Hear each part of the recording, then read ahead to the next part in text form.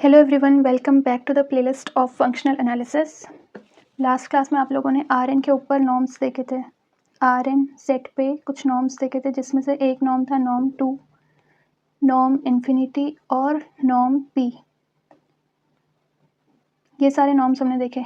RN पे जो element होगा एक्स, उसकी रिप्रेजेंटेशन क्या होगी। एक्स अगर आरएन में बिलोंग करता है तो एक्स किस टाइप का होगा, ऑर्डर्ड एन टपल टाइप का, यानी x1 x2 and so on up to xn type का, यानी किसी एक फाइनाइट n पे जाके आप रुकोगे। अगर R2 है तो x1 x2 होगा, अगर R3 है तो x1 x2 x3 होगा। ऐसी किसी एक फाइनाइट n पे जाके आप रुकोगे। तो नॉर्म 2 जो था हमारा डिफाइंड था, वो कहाँ से कहाँ डिफाइंड था, Rn से R में। क्या डेफिनेशन थी नॉर्म 2 की, कि अगर आप किसी भी x पे नॉर्म 2 लगा रहे हो तो इस तरीके से डिफाइन होगा, summation absolute value of x I to the power 2 i varying from 1 to n to the power 1/2, जहाँ पे एक्स आई क्या होता था, एक्स आई होता था ith कोऑर्डिनेट ऑफ x, क्योंकि x की रिप्रेजेंटेशन इस टाइप की थी। यानी कि आप इसमें क्या कर रहे हो, x1 ले रहे हो, उसका मॉड कर रहे हो, उसका स्क्वायर ले रहे हो, प्लस x2 के मॉड का स्क्वायर, प्लस ऐसे करते करते xn तक के मॉड का स्क्वायर कर रहे हो। उसके बाद जो भी आ रहा है उसका रूट ले रहे हो। ये था हमारा नॉर्म 2 की डेफिनेशन। इसके बाद हमने करी थी नॉर्म इन्फिनिटी की डेफिनेशन। क्या थी, अगर किसी भी x पे फंक्शन नॉर्म इन्फिनिटी अप्लाई कर रहे हैं हम, तो क्या देगा वो आंसर, वो देगा मैक्सिमम वैल्यू किसकी, एब्सोल्यूट वैल्यू ऑफ एक्स आई की, जहाँ पे आई कहाँ से कहाँ वेरी कर रहा है, 1 से लेकर n तक। यानी कि जितने भी कोऑर्डिनेट हैं सबकी एब्सोल्यूट वैल्यू निकालते थे और उन सब में से जो भी मैक्सिमम होती थी वही मेरे इस नॉर्म का आंसर होता था। फिर हमने डिफाइन करा था नॉर्म पी। नॉर्म पी की डेफिनेशन क्या थी, कि अगर कोई भी x belonging to R n है तो उस पर नॉर्म पी क्या वैल्यू देगा, summation absolute value of x I to the power p i varying from 1 to n to the power 1/p। और हमने देखा कि ये जो p नॉर्म है वो p greater than equal to 1 के लिए नॉर्म बनता है। वो function p greater than equal to 1 के लिए तो नॉर्म बनता है। कोई भी रियल वैल्यू p जो कि 1 या 1 से बड़ी हो उसके लिए ये नॉर्म बनता है, लेकिन p लेस देन 1 के लिए वो नॉर्म नहीं बनता। वो हमने देखा था लास्ट क्लास में।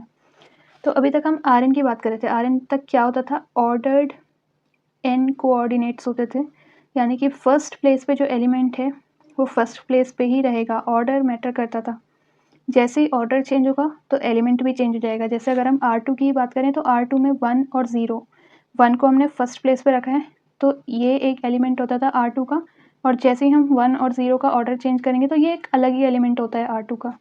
तो इसमें ऑर्डर मैटर करता है, हम लोग ऑर्डर अपने आप से चेंज नहीं कर सकते, इसीलिए हर एक ऑर्डर के लिए इंडेक्सिंग दी जाती है। जो फर्स्ट प्लेस पे उसको इंडेक्स दिया है 1, सेकेंड प्लेस पे इंडेक्स दिया है 2, तो हर एक प्लेस के हिसाब से इंडेक्सिंग की है। ऐसे ही अगर हम लोग फाइनाइट पे ना रुक करके इनफाइनाइट कलेक्शन करें, x1 x2 xn and so on आगे चलते जाएं, तो उस टाइप के कलेक्शन को हम लोग बोलते हैं सीक्वेंसेस। सीक्वेंसेस क्या है, इनफाइनाइट कलेक्शन। किसी भी सेट x पे अगर मैं सीक्वेंस डिफाइन कर रही हूँ तो मैं एक ऑर्डर्ड कलेक्शन लूँगी x के एलिमेंट्स की, जो कि इनफाइनाइटली मैंने एलिमेंट्स होंगे x1 x2, ऐसे करते करते कहीं रुकेंगे नहीं, इनफाइनाइट तक चलने देंगे।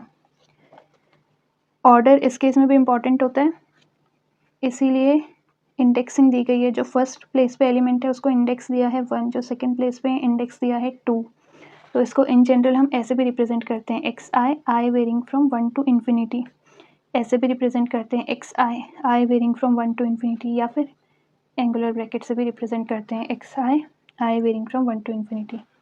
ये होती है रिप्रेजेंटेशन एक सीक्वेंस की। सीक्वेंस इन जनरल हम लोग ये भी डिफाइन कर सकते हैं कि एक सीक्वेंस क्या है, एक फंक्शन है जो कि n से x में डिफाइंड है। जिस सेट के सीक्वेंसेस की हम बात कर रहे हैं उसमें सेट ऑफ नेचुरल नंबर से उस सेट में डिफाइंड है, जो कि हर एक नेचुरल नंबर के लिए एग्जैक्टली 1 एलिमेंट ऑफ x देती है। x1 के लिए n इज इक्वल टू 1 के लिए x का एक एलिमेंट असाइन करती है, n इज इक्वल टू 2 के लिए x का एक एलिमेंट असाइन करती है। ऐसे n इज इक्वल टू हर एक n के एक एलिमेंट के लिए x का एक एलिमेंट असाइन होता है। रिप्रेजेंटेशन ये होती है। तो अब हम लोग फाइनाइट पे ना बात करके इनफाइनाइट केस में बात करेंगे, कि जब हमारे पास कलेक्शन ऑफ एक्स आई जो है वो इनफाइनाइट है, या फिर सीक्वेंस की बात कर रहे हैं अब हम। तो हम लोगों ने कंसिडर करा एक अच्छा, अब आप लोगों को सीक्वेंसेस पता है तो आप लोगों को सीरीज़ भी पता होगी कि सीक्वेंस का ही जब हम लोग सम ले लेते हैं, इनफाइनाइट सीक्वेंस का जो सम होता है वो होती है सीरीज़ इस सीक्वेंस की। ये सीरीज़ कन्वर्जेंट भी हो सकती है, यानी सम फाइनाइट भी हो सकता है, और सीरीज़ डाइवर्जेंट भी हो सकती है, यानी सम इनफाइनाइट भी हो सकता है। अगर सम फाइनाइट है तो हम इस सम को किसी एक वैल्यू के इक्वल लिखते हैं, जो भी सम की वैल्यू है जिस पे भी ये सीरीज़ कन्वर्ज कर रही है, और अगर वो डाइवर्जेंट है तो हम उसको किसी भी सम के इक्वल नहीं लिख सकते। पी समेबल सीक्वेंसेस कौन सी होती हैं? पी समेबल सीक्वेंस क्या है? किसी भी रियल नंबर p के लिए जो कि ग्रेटर देन इक्वल टू 1 है, उसके लिए कोई भी sequence x I varying from 1 to n को हम पी समेबल तब बोलेंगे अगर summation i varying from 1 to infinity absolute value of x I to the power p, अगर ये सीरीज़ जो है ये फाइनाइट हो। अगर ये सम फाइनाइट होता है, ये सम एग्जिस्ट करते हैं, तो हम कहते हैं कि ये सीक्वेंस हमारी पी समेबल सीक्वेंस है। तो आज हम ऐसे ही इस स्पेस पे बात करेंगे जहाँ पी समेबल सीक्वेंसेस होती हैं। तो पी समेबल सीक्वेंस का स्पेस क्या है? अगर p कोई भी एक फिक्स्ड रियल नंबर है तो LP है collection of all those sequences, उन सारे सीक्वेंसेस का कलेक्शन जो कि इस कंडीशन को सेटिस्फाई करते हैं, क्योंकि जो भी इस कंडीशन को सेटिस्फाई करते हैं उन्हीं को हम पी समेबल सीक्वेंसेस कहते हैं। तो अगर कोई भी रियल नंबर p है तो उसके लिए ऐसी सीक्वेंसेस का कलेक्शन जिसके लिए ये वाली कंडीशन सेटिस्फाई होती हो, यानी sum of absolute value of x I to the power p finite हो, तो उस केस में हम उन सारी सीक्वेंसेस को एक स्पेस में रखते हैं और उस स्पेस को रिप्रेजेंट करते हैं LP से, और ऐसे स्पेस का नाम है P summable space of P summable sequences. आपने अगर फाइनाइट केस में नॉर्म p पढ़ा है तो ये एग्जैक्टली सेम वेरिफिकेशन स्टेप्स के साथ होगा, बस जहाँ पे हमने समेशन में इन्फिनिटी की जगह n यूज़ करा था क्योंकि वहाँ पे हमारे पास फाइनाइट सम था, यहाँ पे हमारे पास इनफाइनाइट सम है, तो यहाँ पे i 1 से n तक नहीं 1 से इन्फिनिटी तक वेरी करेगा। बाकी p नॉर्म हमने LP से R में डिफ़ाइन करा है। कैसे डिफ़ाइन करा है कि अगर हम कोई भी x लेंगे LP से, LP में किस टाइप के एलिमेंट्स हैं? सीक्वेंसेस हैं, यानी x I varying from 1 to infinity, इस टाइप के एलिमेंट्स हैं। तो अगर कोई भी एलिमेंट हमने x लिया है LP से तो उसका नॉर्म p क्या है? Summation i varying from 1 to infinity absolute value of x I to the power p to the power 1/p। Exactly same definition है Rn की तरह, बस वहाँ पे इनफाइनाइट की जगह n था, यहाँ पे इनफाइनाइट तक है। फाइनाइट के केस में हम ऑलरेडी देख चुके हैं कि p लेस देन 1 के लिए ये फंक्शन हमारा नॉर्म नहीं बनता। क्यों? क्योंकि ट्रायंगल्स इनइक्वालिटी सेटिस्फाई नहीं करता। एग्जैक्ट सेम एग्जाम्पल के साथ आप लोग इसको प्रूफ कर सकते हो, इसको दिखा सकते हो कि इस केस में भी वो ट्रायंगल्स इनइक्वालिटी को होल्ड नहीं करता। एग्जैक्ट सेम एग्जाम्पल, बस वहाँ पे हम लोग फाइनाइट तक रुक जा रहे थे, यहाँ पे आपने इनफाइनाइटली मैनी ज़ीरोज़ लेने हैं, इनफाइनाइटली मैनी ज़ीरोज़ लेने हैं और इनफाइनाइटली मैनी ज़ीरोज़ लेने हैं, बस। बाकी एग्जैक्टली सेम एग्जाम्पल इसके लिए भी होता है, इसीलिए हम लोगों ने इस केस में डायरेक्टली एज्यूम करा है कि p greater than equal to 1 और लेस देन इन्फिनिटी होना चाहिए। वेरिफिकेशन के स्टेप्स फिर से बोलूँगी कि सेम चलेंगे। लास्ट में हमने वहाँ पे ट्रायंगल्स इनइक्वालिटी में यूज़ करा था मिन्कॉस्कीज़ इनइक्वालिटी फाइनाइट कलेक्शन के लिए। यहाँ पे कलेक्शन क्या है? इनफाइनाइट है, आई वेरी कर रही है 1 से इन्फिनिटी तक। तो हमने मिन्कॉस्कीज़ इनइक्वालिटी 2 टाइप की करी थी, एक फाइनाइट केस के लिए और एक इनफाइनाइट केस के लिए। वहाँ पे फाइनाइट केस वाली मिन्कॉस्कीज़ इनइक्वालिटी लगी थी, यहाँ पे लगेगी इनफाइनाइट केस वाली। तो इनफाइनाइट केस के लिए मिन्कॉस्कीज़ इनइक्वालिटी क्या होती है?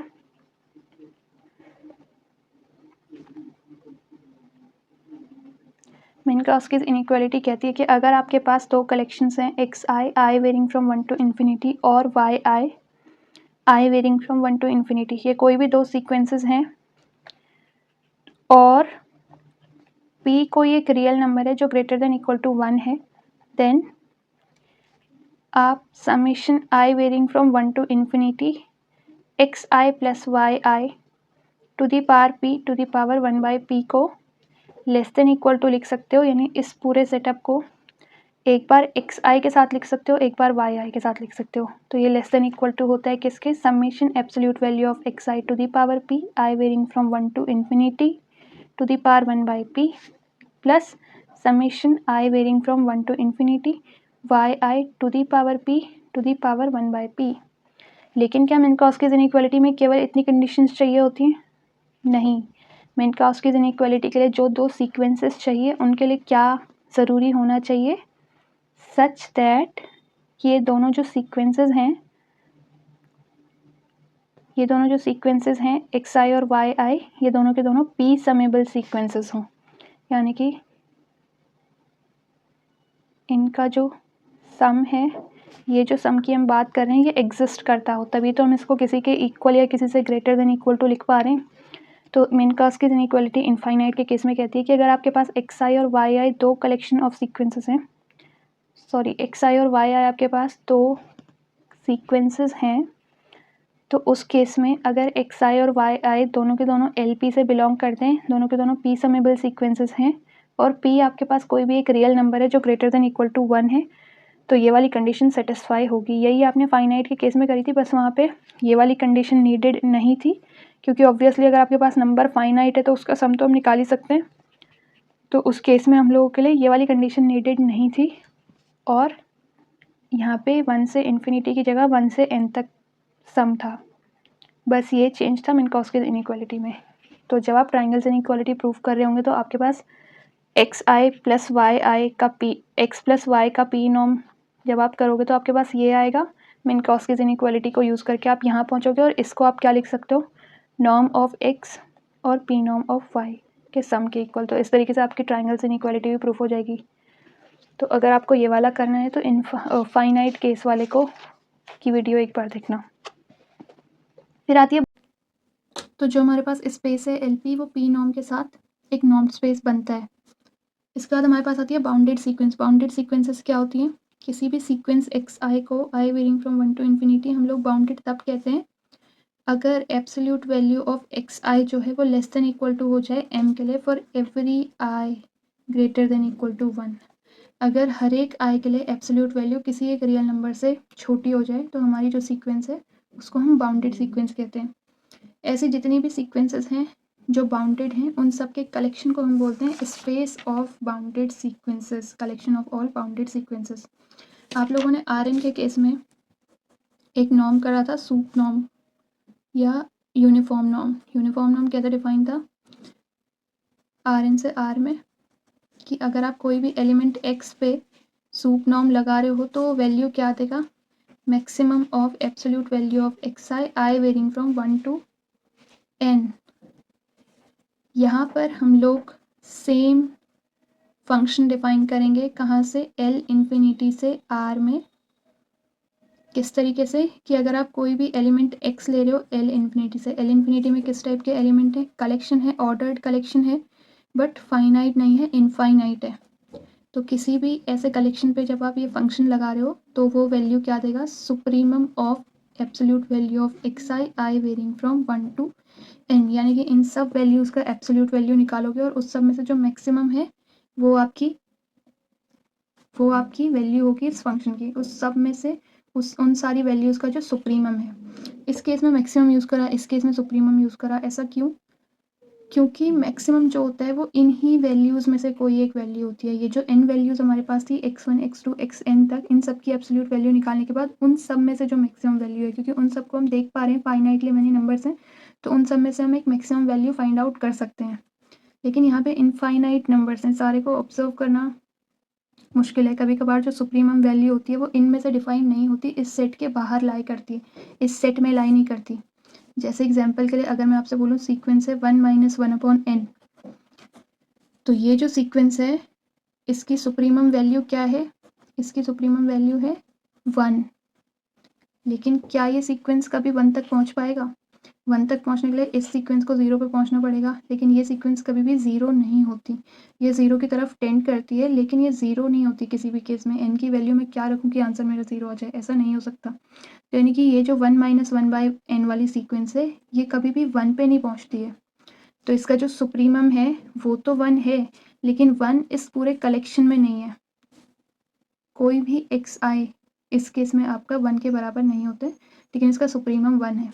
तो यानी कि इनफाइनाइट के केस में ऐसा पॉसिबल होता है कि जितनी भी हमारी कलेक्शन है उस सब में से हमें मैक्सिमम वैल्यू ना मिले, हम मैक्सिमम वैल्यू उन सब में से फाइंड आउट ना कर पाएँ, मैक्सिमम वैल्यू उस सेट के बाहर में से कोई वैल्यू हो, उस सेट के बाहर से कोई वैल्यू हो, इसीलिए हम लोग यहाँ पे मैक्सिमम ना यूज़ करके सुप्रीमम यूज़ करते हैं, क्योंकि मैक्सिमम एग्जिस्ट करे या ना करे वो हमें पता नहीं है, सुप्रीमम एग्जिस्ट करता है।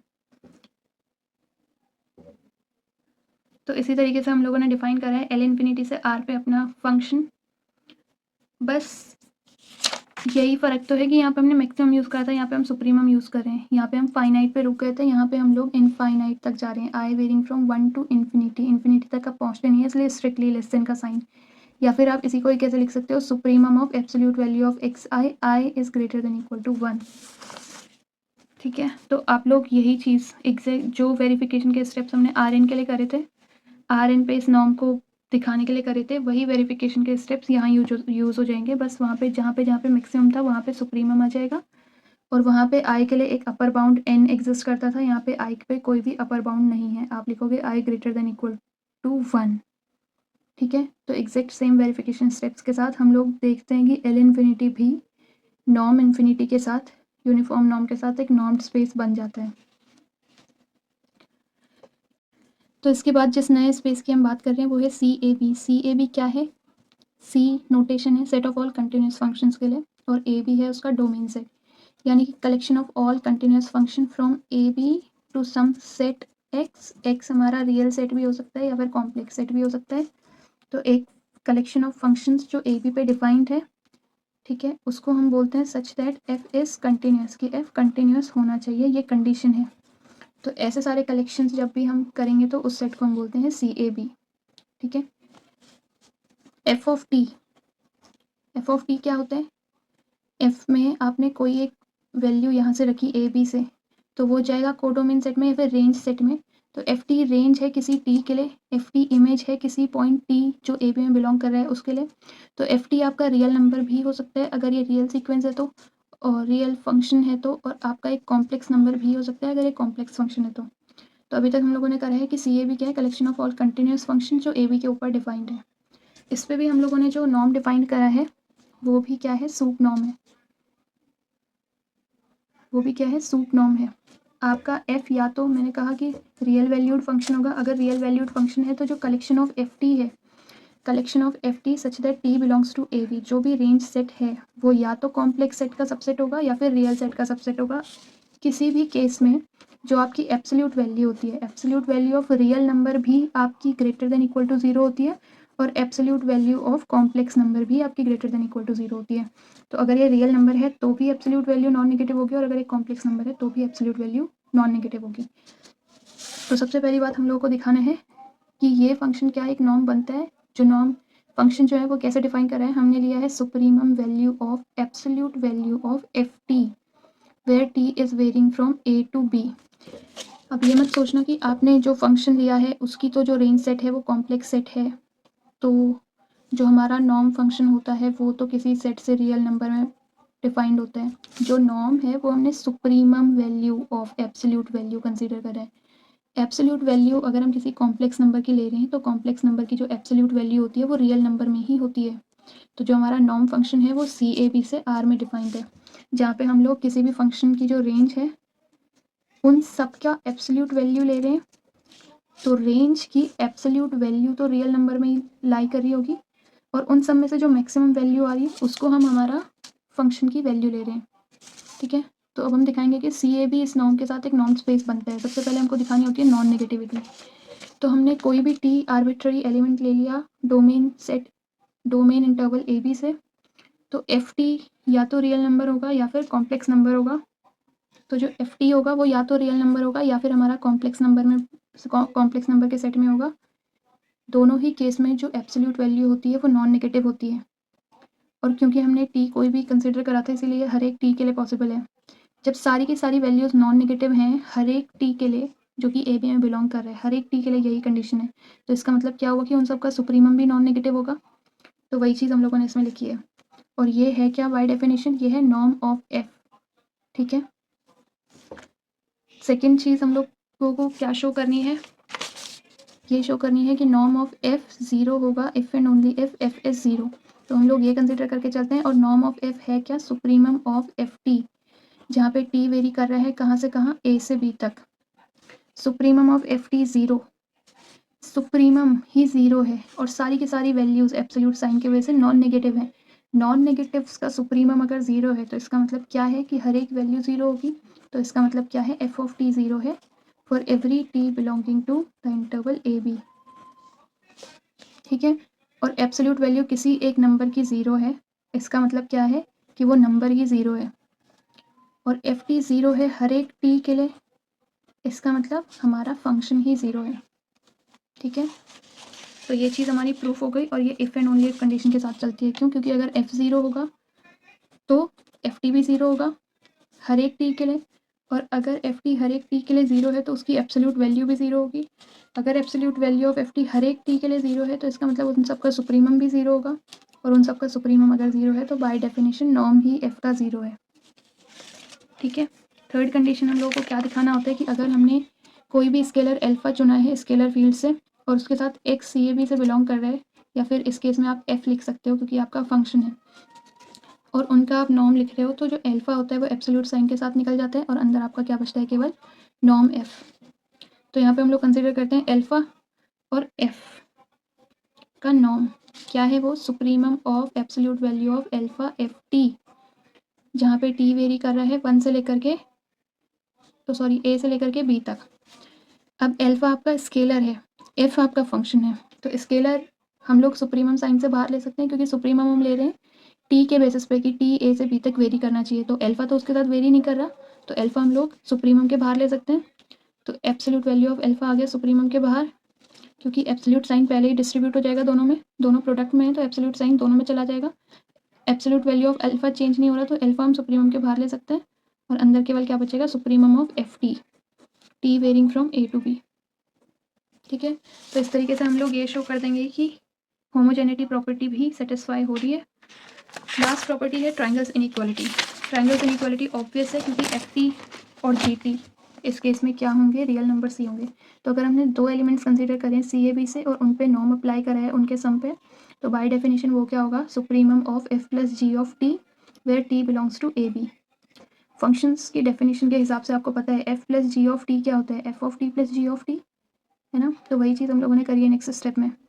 अब उस पर एब्सोल्यूट साइन है, ये दोनों के दोनों रियल नंबर है, एफ टी एक रियल नंबर है, जी टी भी एक रियल नंबर है, या फिर एफ टी भी एक कॉम्प्लेक्स नंबर है, जी टी भी एक कॉम्प्लेक्स नंबर है।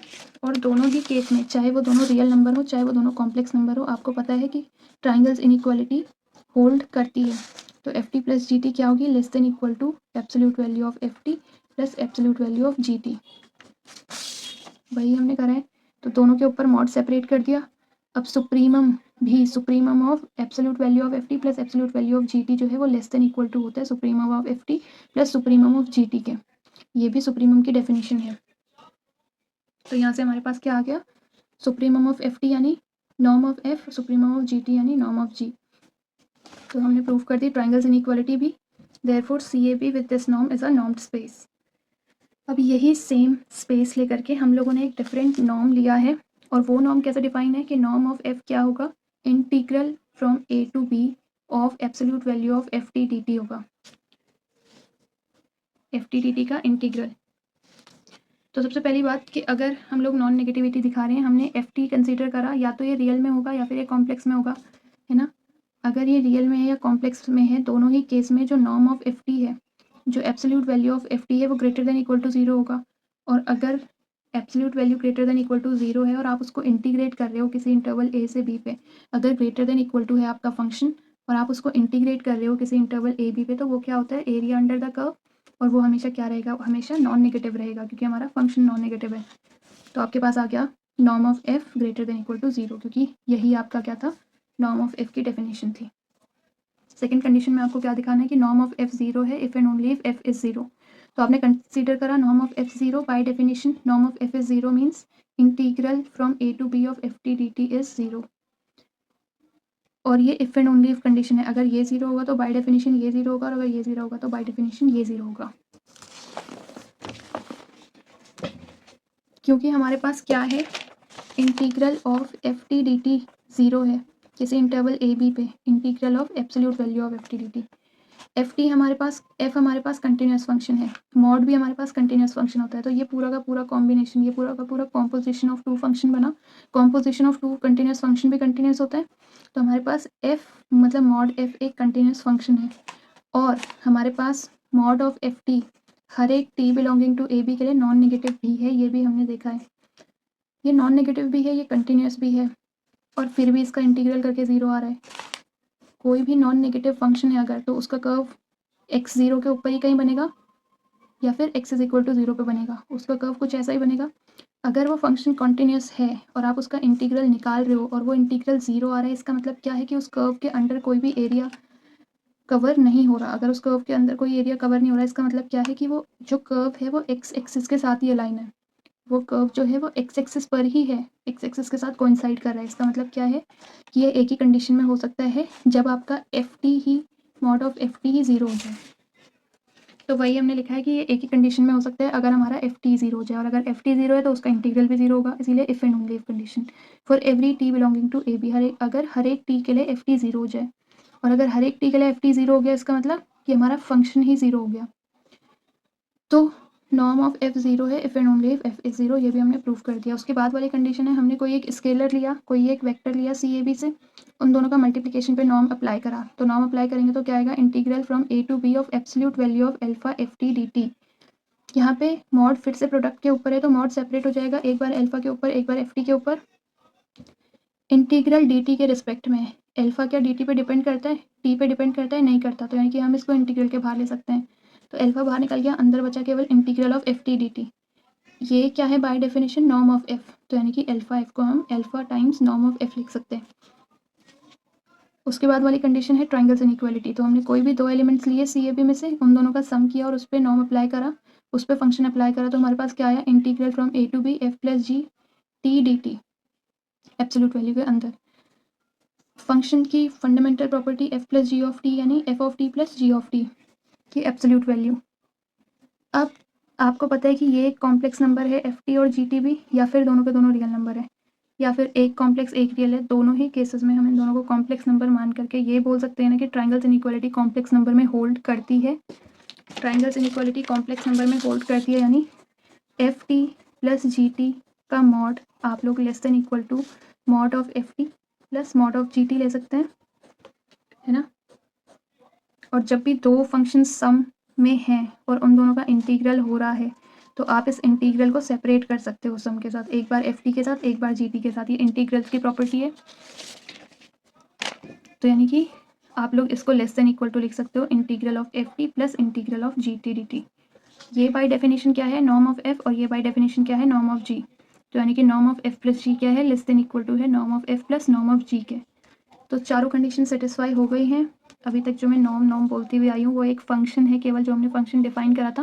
क्योंकि चारों कंडीशन सेटिस्फाई हो गई हैं, तो इसीलिए अब हम इसको नॉर्म बोल सकते हैं, और C A B with this norm बन जाता है एक नॉर्म्ड स्पेस। तो ये थे सारे के सारे एग्जाम्पल्स नॉर्म पे, नॉर्म्ड स्पेस पे। अब इसके बाद वाली क्लासेस से हम लोग बानाक स्पेस शुरू करेंगे। बानाक स्पेस से पहले देखेंगे कि सीक्वेंसेस क्या है और नॉर्म्ड स्पेस में सीक्वेंसेस का क्या कॉन्सेप्ट है। Thank you so much for watching.